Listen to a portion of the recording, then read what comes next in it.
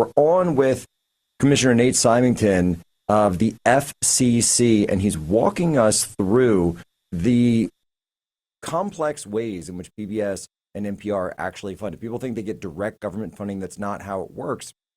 And so this is something where, and Commissioner, thank you again so much for your time and being on the show. And I'm sure you can imagine that pretty much everyone in conservative media has been blasted by NPR. This show host is definitely one of them.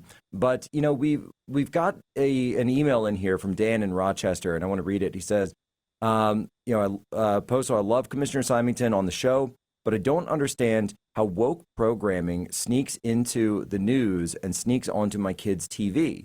I know Trump wants this to end, but I'm worried they'll find a loophole. Fight. So what would you say to Dan in Rochester?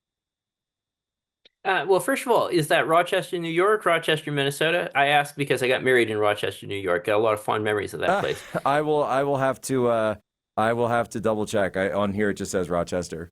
Well, yeah, I guess he only wrote Rochester in the email, so we don't really have a way to dig it out. No worries. So as far as woke programming coming into kids shows, just coming into the airwaves generally, it's a tough situation because editorial independence in media is First Amendment protected. And while some of this is very obnoxious, the flip side of it is that in the United States, there's always been independent conservative media that has a real chance to function. I mean, all the way back in the 60s when JFK was going after the independent conservative talk radio stations.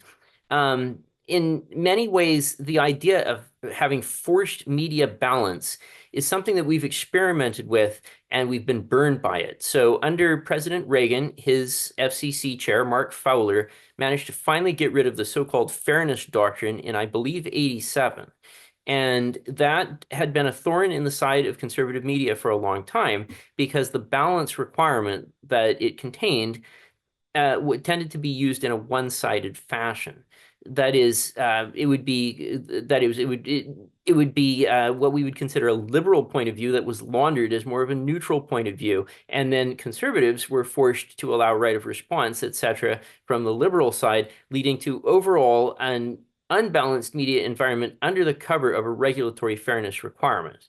So this is an uncomfortable situation for everyone. Obviously, the fairness doctrine is long dead. That's close to 40 years in the rearview mirror, and effects to revive it, tellingly, always come from the left or from the Democratic Party.